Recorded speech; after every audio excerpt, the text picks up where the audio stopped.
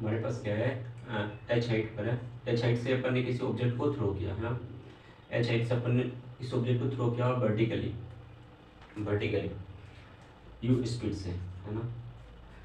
तो अब इसके लिए इक्वेशन ऑफ मोशन कैसे अप्लाई करेंगे, है ना, इसके लिए इक्वेशन ऑफ मोशन कैसे अप्लाई करेंगे। इक्वेशन ऑफ मोशन की जब भी बात करता हूँ तो अपन के पास क्या होती है, रिलेशन आपको दिमाग में रहनी चाहिए, तो v equals to u plus a t, v square equals to u square plus 2as, s equals to u t plus half a t square. इस रिलेशन को जब हम ग्रेविटेशन के लिए अप्लाई करते हैं तो हमारे पास एक जगह पे क्या हो जाएगा, g हो जाएगा, प्लस माइनस डिपेंड करेगा कि मोशन के डायरेक्शन किधर है ना। मोशन अगर अपवार्ड हो रहा है, मोशन अगर अपवार्ड हो रहा है तो हम g की वैल्यू क्या लेंगे, नेगेटिव लेंगे। मोशन अगर हमारा डाउनवर्ड हो रहा है तो g की वैल्यू हम क्या लेंगे, पॉजिटिव लेंगे, है ना। तो मोशन अगर आपका क्या हो रहा है, अपवार्ड हो रहा है, तो you have to take value of g as negative, if the motion is downward you have to take value of g as positive, ठीक है। So same equation can be converted for the value of g. So in terms of g, I'm writing all the equation over here. So what is the equation? V equals to u plus gt, v square equals to u square plus 2gs, s equals to ut plus half gt square.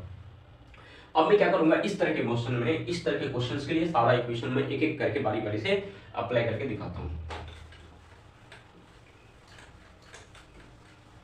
अब देखो इसके लिए, इस condition के लिए देखो, starting में u हमारा किधर, ऊपर की तरफ है, तो ऊपर की तरफ अपवर्ड डायरेक्शन में सब कुछ पॉजिटिव लूंगा, तो हमारा जो u की स्पीड है वो क्या है, ऊपर की तरफ है, u ऑफ y मैं लिखता हूँ, u ऑफ y हमारे पास क्या है, ऊपर की तरफ है, ये मैं ऊपर की तरफ प्लस ले लेता हूँ, ठीक है। तो प्लस u ले लिया हमने। जब यहाँ से ये मान लो ओरिजिन है 0,0, तो u तुम्हारा ऊपर की तरफ क्या है, प्लस है, यहीं पे गेम समझना होता है, बाकी कुछ भी नहीं होता है क्वेश्चन में। अब इसके नीचे हम क्या लेंगे, s की वैल्यू क्या लेंगे, तो s हमारा y डायरेक्शन में ही है, तो ये s है, इसको हम क्या लेंगे, माइनस h लेंगे, ठीक है। और एक्सेलरेशन, मोशन ऊपर की तरफ हो रहा है, तो एक्सेलरेशन क्या लगेगा, माइनस का g लगेगा।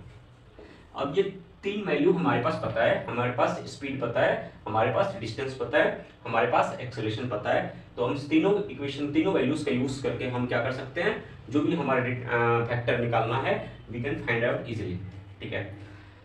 अब मान लो s इक्वल्स टू हमारे पास क्या होता है, ut, ओके।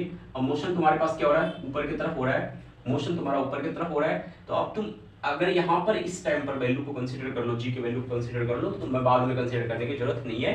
तो जैसे मैंने यहाँ पे माइनस g लिखा है, तो तुम डायरेक्टली प्लस में वैल्यू ले सकते हो, कोई दिक्कत नहीं। तो प्लस का हाफ gt स्क्वायर, s हमारे पास कितना है, माइनस का h है, u हमारे पास क्या, u है, t है, अब g क्या है, माइनस g है, तो तुम यहाँ पे लेते फॉर्मूला में, तो यहाँ पे प्लस, यहाँ पे फिर कंसीडर करने की जरूरत ही नहीं है, तो you can put magnitude, okay. So plus of half gt square. अब यहाँ से इक्वेशन सॉल्व करो, तो इक्वेशन क्या आ गया, half gt square plus of ut plus of h plus of h equals to 0। ये हमारा इक्वेशन क्या बन गया, क्वाड्रेटिक बन गया। तो यहाँ पर a हमारे पास क्या हो गया, g/2 हो गया, b हमारे पास क्या हो गया, u हो गया, और हमारे पास c कांस्टेंट वैल्यू क्या आ रहा है, h आ रहा है, h। So from here easily you can find out the value of time. Time एक बार तुम्हारे पास आ गया तो तुम फिर जो चाहो तुम निकाल सकते हो, है कि नहीं, बताओ। फिर तुम्हें जो भी इंटरेस्ट है, जिस चीज में भी तुम्हारा इंटरेस्ट है, वो चीज तुम फाइंड आउट कर सकते हो, ठीक है। तो मेन फंक्शन हमने टाइम निकाल लिया है अकॉर्डिंग टू कंडीशन। अब इसमें मैं थोड़ा सा क्या करता हूँ, केस को कॉम्प्लेक्स करता हूँ, ठीक है। मैं कॉम्प्लेक्स क्या करता हूँ, मान लो अब जो है मैं डायरेक्टली वर्टिकली मोशन नहीं दे करके मैं क्या कर रहा हूँ, किसी एंगल पे मोशन देता हूँ, तो हम क्वेश्चन को कैसे सॉल्व करेंगे।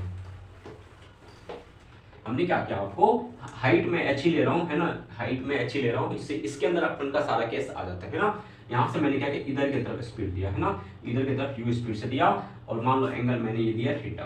तो अब इसके लिए हम इक्वेशन ऑफ मोशन कैसे सोचेंगे अप्लाई करना, है ना। तो इस स्पीड को क्या कर दो, ब्रेक कर दो हॉरिजॉन्टल मोशन में और वर्टिकल मोशन में। Once you break this motion vertically and horizontally, so you have to apply the same concepts for two motions, okay, 2D motions, one okay along x axis, another along y axis, okay. So what I do right here, this apply this formula like that, so this speed is what right now, u of cos theta, and if you take this one along vertical directions, so this speed is what, u sin theta. Now I'm writing here along y direction first, because vertical motion I want to study first vertical motion, so I'm writing all this parameter for vertical motion, clear. So again the same thing I do, okay. So here speed is what, positive, so u is what, plus of u sin sin of theta. Acceleration is what? Minus of g. Okay, and what is s? S is what? Minus of h, because here this is origin. Clear? So again, using this you can write the formula. So suppose if I write the formula, same formula what I did earlier, so I am doing that again. तो देखो क्या करता हूँ, s equals to ut plus half gt square. अब तुम्हें mathematics यहाँ पे समझ में आना चाहिए कि if I write here g plus, so I will consider this minus. If I directly write the formula in terms of minus g, so no need to consider this minus again. Okay, otherwise it will plus, so wrong answer will come. Okay.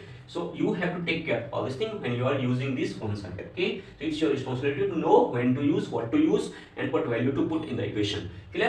अब देखो s हमारे पास क्या है, minus का h है, equals to u हमारे पास क्या है, u sin theta of t है, प्लस ऑफ व्हाट आई से, so I am writing the value minus now, so I am putting directly here minus of half gt square. So again from here what you see, अच्छा पहले वाली equation में plus minus एक बार check कर लेना, मैंने क्या लिखा था, शायद मैंने माइनस प्लस में इधर लाया, जो भी चेक कर लेना. ठीक है, अब मैं क्या कर रहा हूँ, what I say, so take this on this side, so take this on this side directly. So ये क्या हो जाएगा, minus of half gt square plus u sin theta t plus of h equals to 0. So here a is minus g by 2, b is u sin theta, c is h. So you can use quadratic and again you can find out the value of time. Once you get the time, you can find out anything what you want. Okay. ये हमारा motion अभी क्या हुआ, vertical motion में हमने खेला है. अभी हमें हॉरिजॉन्टली कुछ भी पता नहीं है कि हमारा पार्टिकल कहाँ पे गया है, रेंज हमारा क्या है, नहीं है. बात समझ में आता है. अब रेंज कैसे निकालेंगे इस क्वेश्चन में, देखो ध्यान से मैं बता रहा हूँ आपको, समझना मेरे ट्रिक को. एक बार आपको पता चल गया कि कितने टाइम में, यहाँ से आपको टाइम का वैल्यू पता चल गया कि कितने टाइम में ये फिर से धरती पर गिर जाएगी, कितने टाइम में ये अर्थ पर फिर से आ जाएगा. ये एक्चुअली में मोशन कैसा होगा, कुछ ऐसा करके होगा, ये मोशन ऐसा करके अर्थ पर आकर के गिरेगा.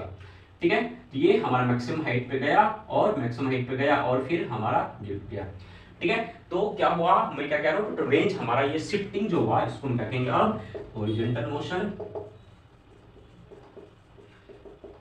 Or if I analyze all the terms for horizontal motion, so what I say, in horizontal motion what is speed, initial speed, that is u of cos theta. What is acceleration in horizontal direction, that is 0, no acceleration in horizontal direction.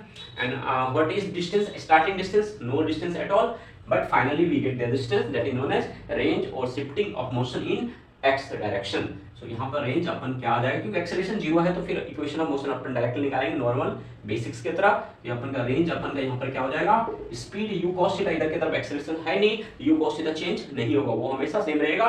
ये क्या हो जाएगा, u cos theta, और time कौन सा put करोगे, ये वाला टाइम जो आएगा यहाँ पर पुट करोगे, आपको ये वाली मोशन का शिफ्टिंग पता चल जाएगा. इससे कॉम्प्लेक्स क्वेश्चन ना तो जेईई मेंस में आता है ना ही नीट एग्जामिनेशन में आता है. यहाँ तक अगर आपको अंडरस्टैंडिंग है तो आपसे इस कॉन्सेप्ट पे बेस सारा क्वेश्चन सॉल्व हो जाता है.